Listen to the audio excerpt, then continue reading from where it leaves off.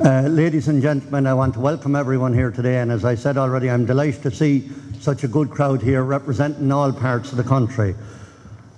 I want to welcome you all here today to the 57th Annual General Meeting of the Irish Farmers Association. I particularly want to welcome new council members, the newly elected county chairman and national committee chairman. I also welcome county officers and members of all the national committees we've invited here to this important AGM. I also want to welcome the media. Over the past 2 years, IFA has worked hard to create a new awareness among policymakers and the public of the importance of agriculture to the economy. There is now a recognition of the huge impact of agriculture and the food industry. The sector supports over 300,000 jobs across every parish and town in the country and provides the primary product for over 9 billion in food and drink exports. In early 2011, the IFA commissioned UCD to study the contribution of agriculture and food and also the crucial role of direct payments in underpinning farm incomes, production, jobs and economic activity. This simply cannot be forgotten when setting policy.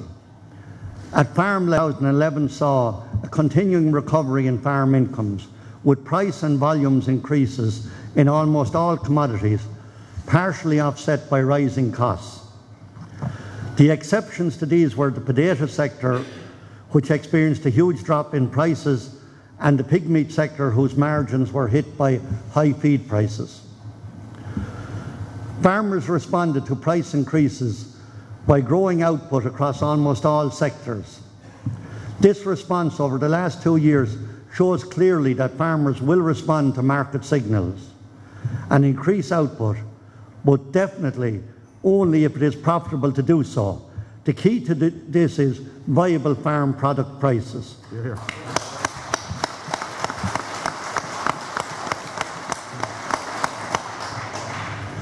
While the optimism in agriculture is justified, farming is still a low-income sector, with average income in 2011 an estimated €21,500. Farmers are very exposed to price and income volatility, and politicians in Dublin and Brussels must recognise the need to maintain essential supports. As we begin 2012, the economic difficulties in the UK and the Eurozone are a cause for concern. However, the medium and long-term outlook for Irish agriculture is positive. There is growing global demand for high-quality, sustainable produced food, and the world population is set to grow to 9 billion by 2050. Production needs to increase by over 70%. At the same time, there are significant supply constraints in other countries, such as limited access to land, water, and in some cases, political instability and access to finance. Ireland does not face these constraints. With our grass-based production system, Ireland has a sustainable, cost-effective agricultural model. As consumers and policymakers become more conscious of where food comes from and how it has been produced, this is a competitive advantage that we must further capitalise on into the future.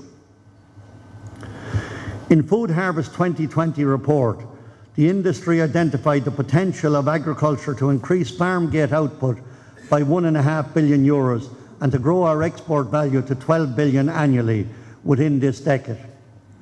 The growth recorded in 2010 and 2011 demonstrates that these targets are achievable. It is vital for farmers, rural society and the overall economy that the opportunities presented by this growing demand are grasped. Farmers need a supportive policy environment at home and in Europe to do this.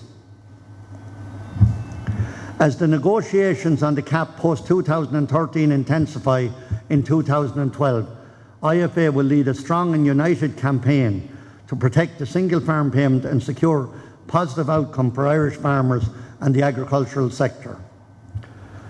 A key prerequisite is protecting the CAP budget. I want to recognise the strong commitment of Commissioner Shoalish and our own Commissioner Maura Gagan-Quinn to defend the agricultural budget. In the CAP post-2013, the role of the single farm payment must be clearly reinstated as supporting high quality food production and protecting family farming.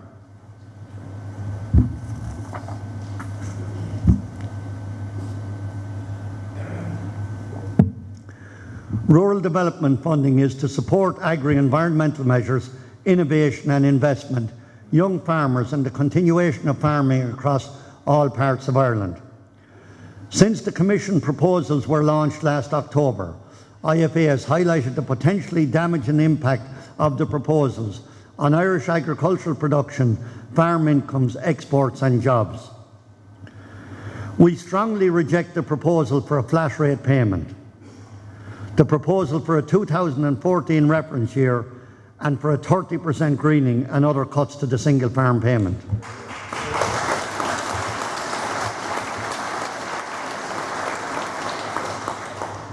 At national level, IFA has set out this position to the government.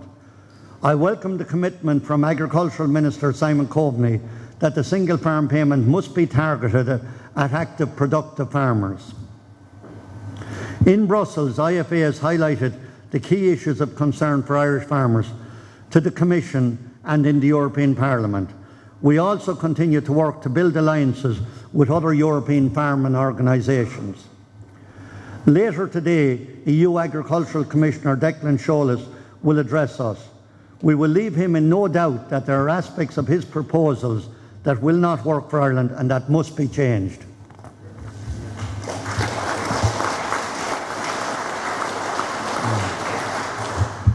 IFA is opposed to the Commission's proposals to move to a uniform per hectare payment by 2019. This would cause huge disruption and undermine family farms. The flat rate proposal is too simplistic. It takes no account of major differences in the production capacity of land or the levels of investment and commitment by individual farmers. Member States must be given the flexibility to implement a payment model linked to the current structure that maintains support for productive farmers and allows a more gradual adjustment over a much longer time frame. The option of coupled support for vulnerable sectors must be available. The Commission's proposals for a compulsory and separate greening payment will impose additional costs and bureaucracy and interfere with farmers' production decisions. Irish farmers already meet the highest standards in this area, and greening must be incorporated as part of existing cross-employments and GAEC measures. The proposal for a 2014 reference year is interfering with the land market. Speculation on the reference year and on the outcome of the CAP negotiations is a high-risk game. The best advice for farmers and landowners is to continue their normal business practice. The Commissioner's move to include the 2011 rule is welcome, but it does not go far enough to deal with the unique land market situation in Ireland. I will be asking Commissioner Sholas today to address Irish farmers' concerns.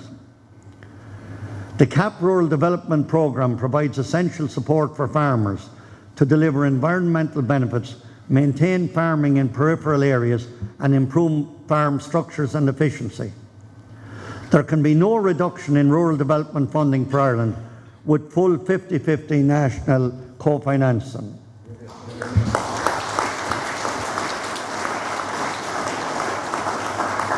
The LFA review must ensure that farmers in these areas do not lose out, as DAS payments remain a key income support in difficult land areas. It is critical that emergency market support measures are effectively used to put a floor on prices at times of price collapse. Schemes such as private storage, intervention and export refunds are effective in easing market difficulties. Additional funding must be identified to ensure that these measures can be activated at a meaningful support level. I can assure you that the full resources of the IFA will be deployed at home and in Brussels to insist that our government, our MEPs and the European Commission deliver an outcome that works for Irish farmers. The threat of a Mercosur trade deal hangs over agriculture all the time. Any deal would have negative implications for European agriculture and must be firmly resisted. The Irish beef sector would take the worst hit, with downward price pressure also in the dairy, pigmeat, poultry and cereal sectors. Ireland cannot be asked to sacrifice our largest indigenous industry in the hope of hypothetical gains in other sectors. Not long ago, policymakers were telling us that the future was in sectors such as financial services. Where are those areas now?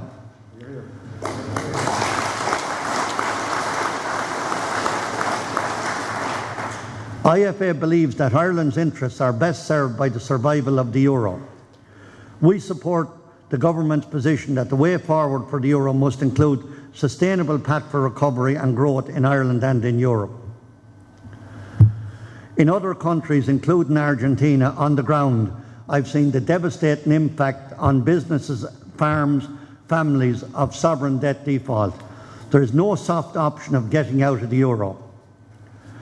Currency collapse would damage our economy, bringing with high inflation, rising import prices, soaring interest rates and a collapse in inward and domestic investment.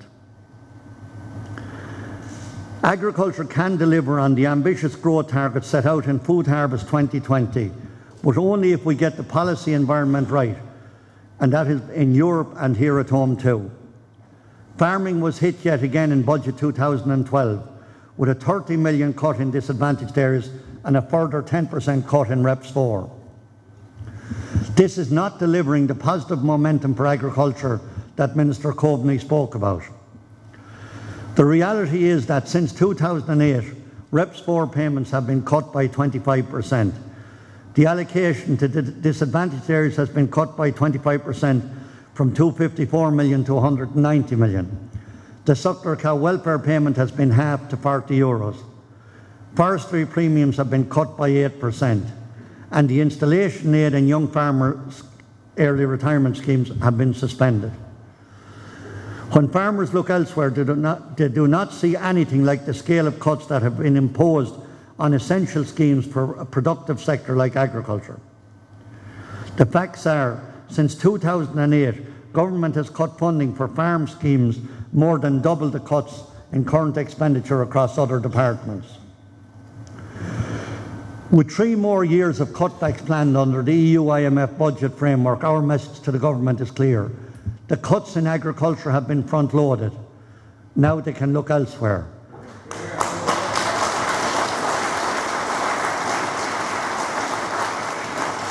There is no more scope to cut back on vital farm schemes without damaging farm output and income and jeopardising the government's own growth targets.